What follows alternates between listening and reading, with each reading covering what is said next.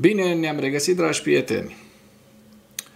Axios spune că Putin și Trump, Statele Unite ale Americii și Rusia au în secret niște dezbateri, niște negocieri ca să încheie războiul din Ucraina.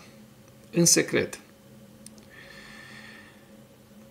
Ucraina nu știe multe lucruri despre acest subiect.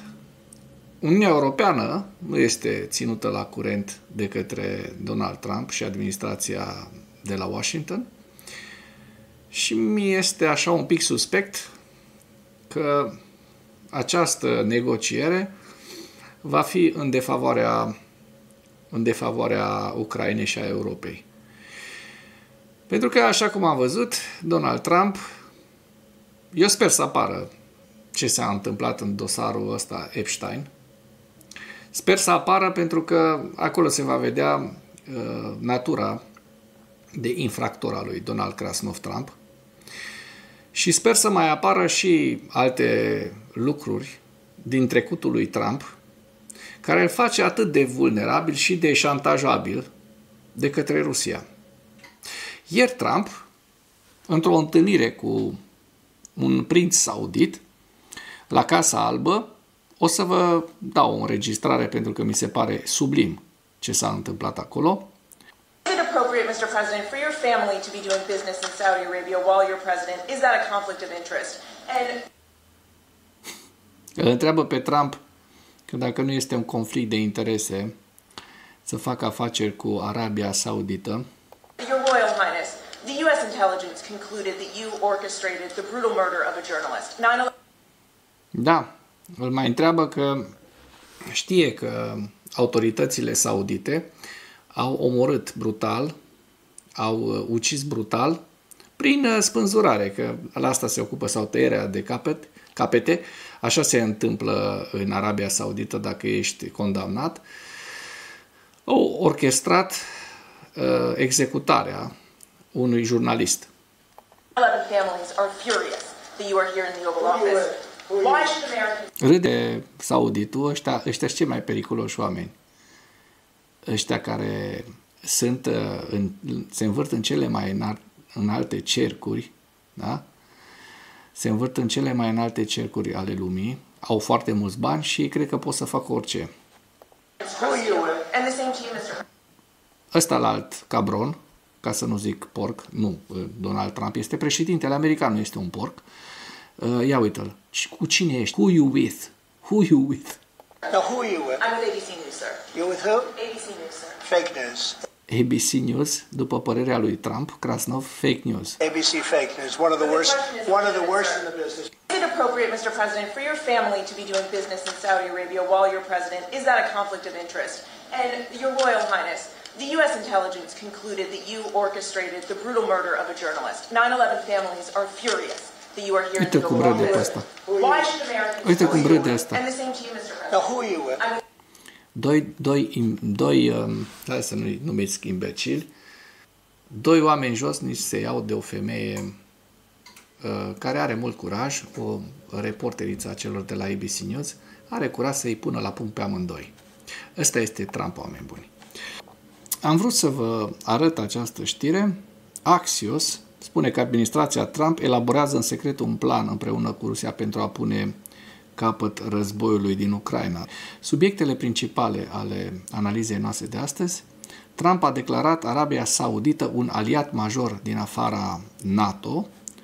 Ucraina atacă regiunea Voronezh din Rusia cu rachete ATACMS. Numărul pierderilor rusești au început să se reducă iar sub 1000 de militari, 850 în ultima zi, în ultimele 24 de ore. La final vă prezint hărțile Institutului pentru Studiul Războiului și cele ale celor de la Deep State. Donald Trump a declarat că Arabia Saudită este un aliat major din afara spațiului NATO. The Hill relatează acest lucru că pe data de 18 noiembrie, în timpul unei întâlniri cu prințul moștenitor saudit Mohammed bin Salman, președintele american Donald Trump a anunțat că a semnat un acord strategic de apărare care desemnează Arabia Saudită drept un aliat major al SUA în afara NATO. Mai mulți parteneri americani din întreaga lume dețin deja acest statut. Arabia Saudită, care este un stat nefrecventabil, după părerea mea, pentru niciun stat din lumea liberă, pentru că ucide oameni, au în fiecare an loc execuții, peste 100 de oameni sunt executați în piața publică și au fost executați și zeci de oameni, cetățeni din lumea liberă, chiar din Statele Unite ale Americii, despre acel jurnalist despre care era vorba. Nu știm de ce a fost executat, dar cred că a pus niște întrebări incomode pentru acel ipochimen care zâmbea în momentul în care i-a pus jurnalista de la ABC News întrebarea. Sunt încântat să anunț că ducem colaborarea noastră militară la un nivel și mai înalt prin declararea oficială a Arabiei Saudite drept un aliat major din afara NATO, a declarat Trump într-o declarație adresată presei. Rușinos. Înainte de acest lucru, liderii au anunțat că Arabia Saudită va investi $1 trilion în Statele Unite. Băi, despre asta era vorba. Despre 1000 de miliarde de dolari pe care Arabia Saudită urmează să le investească în Statele Unite. În plus, oficialii administrației au declarat că se pregătește un acord pentru exportul de microprocesoare în Arabia Saudită. Le dăm și la ăștia, dați-le instrumente unui stat, ăsta e un stat terorist, până la urmă terorist împotriva propriului său popor, că deocamdată n-a făcut atentate, dar niciodată nu se știe. În același timp, Trump este criticat pentru că a găzduit o recepție de gală pentru prințul saudit, prima sa întâlnire de la uciderea jurnalistului Jamal Khashoggi din 2018, despre care agențiile de informații americane cred că a avut loc probabil la ordinul lui Bin Salman. Când a fost întrebat de presă despre incident, președintele american și-a apărat oaspetele. Jurnalistul saudit Khashoggi a dispărut fără urmă în timpul unei vizite la consulatul țării sale din Istanbul, unde trebuia să primească documente înainte de căsătorie. CIA și unele guverne occidentale cred că prințul Mohammed a ordonat uciderea lui Khashoggi, dar oficialii saudiți insistă că acesta nu a avut nicio legătură cu acest lucru. 11 suspecți au apărut în instanța din Arabia Saudită. În decembrie 2019, procurorul saudit a anunțat că 5 bărbați au fost găsiți vinovați de uciderea lui Khashoggi și condamnați la moarte, în timp ce alți 3 au primit pedepse cu închisoarea în valoare totală, în cuantum total de 24 de ani. Ulterior, pedeapsa maximă a fost redusă la 20 de ani de închisoare, în timp ce celorlalți 3 li s-au redus pedepsele la 7 și 10 ani. Da? Deci cu ăștia face afaceri Donald Krasnov Trump. Ucraina atacă regiunea Voronej din Rusia cu rachete ATACMS. O știre foarte interesantă, forțele armate ale Ucrainei au lansat un atac masiv asupra teritoriului rus cu rachete americane ATACMS. Despre acest lucru ne-au spus cei din statul major general al forțelor armate ale Ucrainei. Raportul afirmă că atacul a vizat instalații militare și a avut o semnificație simbolică, deoarece a demonstrat angajamentul neclintit al Ucrainei de a-și proteja suveranitatea. Statul major general ucrainean a subliniat că utilizarea armelor cu rază lungă de acțiune, inclusiv a ATACMS, va continua. Coordonatele exacte ale atacului nu au fost dezvăluite. În același timp, propagandiștii ruși susțin că țintele se aflau în regiunea Voronej. Potrivit acestora, 3 până la 6 rachete au fost lansate și au trecut deasupra regiunii Belgorod. Nu se știe dacă au lovit ținte desemnate sau ce a fost lovit exact.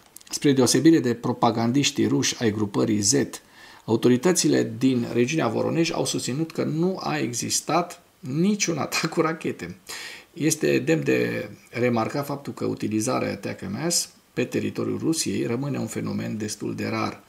Ultima dată când astfel de atacuri au fost raportate oficial a fost în noiembrie anul trecut, când mai multe ținte au fost vizate în decurs de o lună.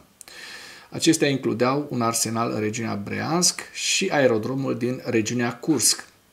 Atacurile au început după ce fostul președinte american Joe Biden le-a autorizat. Deci probabil și aici au fost autorizate în vreun fel de cineva. Trecem la ziua 1365 a războiului din Ucraina.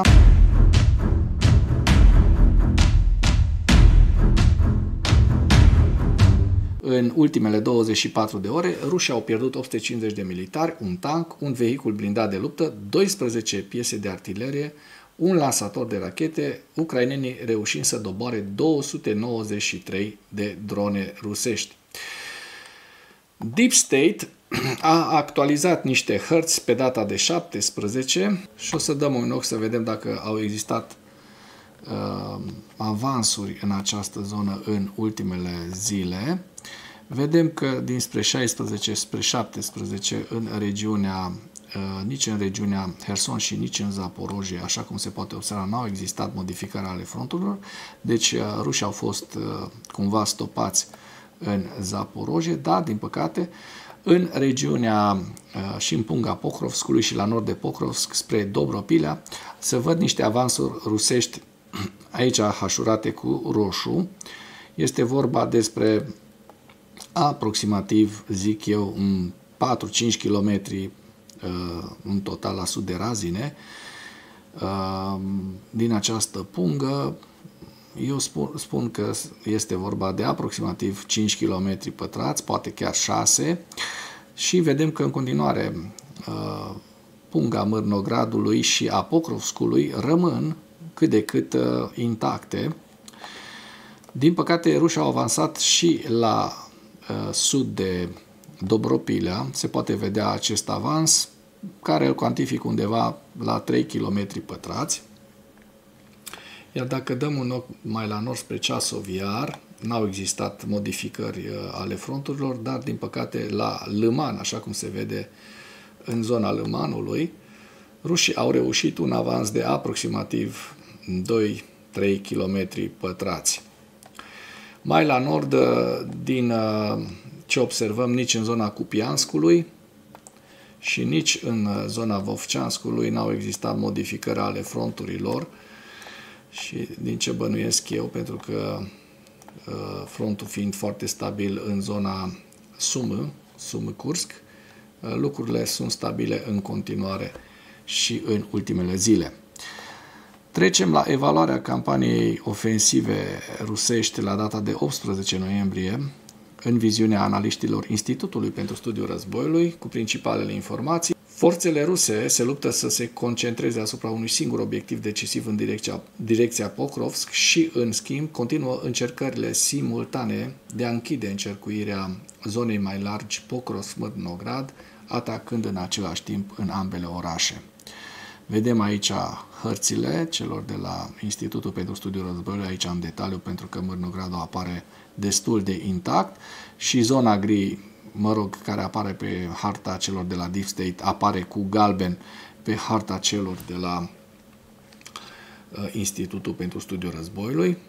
Forțele ruse încearcă să utilizeze noul lor model ofensiv în direcțiile Siversk și Sloviansk-Lăman pentru a crea condițiile unui avans asupra centurii fortărețelor ucrainei dinspre nord, est și est.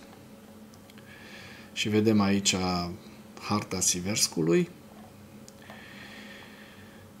Comandanții militari ruși continuă să ordone forțelor ruse să comită crime de război pe câmpul de luptă. Forțele ucrainene au efectuat un atac cu rachete ATACMS împotriva unor ținte militare din Rusia. Așa cum știm, acest lucru a fost raportat ieri de către Statul Major General ucrainean, 18 noiembrie, că forțele ucrainene au efectuat acest atac folosind rachetele ATACMS, iar Institutul pentru Studiul Războiului continuă să evalueze faptul că armata rusă a exploatat anterior spațiul ucrainean ca un spațiu sanctuar de la granița ucraineano-rusă pentru a facilita operațiunile terestre din Ucraina și că sute de obiective militare cunoscute din Rusia se află în raza de acțiune a ATACMS. Deci, sanctuarul ăsta, dacă continuă așa, nu o să mai existe. Ucraina continuă să colaboreze cu partenerii săi europeni la producția comună de drone interceptoare. Forțele ruse au efectuat o serie de atacuri cu rachete și drone împotriva Ucrainei în noaptea de 15 spre 16 noiembrie, care păreau să fi vizat sediile regionale ale unor importante posturi radio și TV ucrainene. Oficialii polonezi au atribuit recentele atacuri de sabotaj împotriva unei căi ferate poloneze serviciilor de securitate rusești. Da? Vedem harta. Forțele ucrainene au avansat în vestul regiunii Zaporojie, iar forțele rusești au avansat în Pokrovsk și în zona tactică Dobropile, așa cum v-am prezentat. La final vă prezint hărțile Institutului la data de 18 noiembrie cu regiunea de nord, Sumă, Harkiv, Lugansk, Kupiansk, Borova-Liman, Donetsk, Siversk, Kostiantinivka-Drujivka, Dobropilea și axa sudică Zaporojie și zona Zaporojie și Herson. Și cu acest ultim detaliu închei materialul nostru de astăzi cu îndemnul: dacă ați găsit informații utile în acest videoclip, nu ezitați să-l distribuiți pentru a ajunge la cât mai multă lume.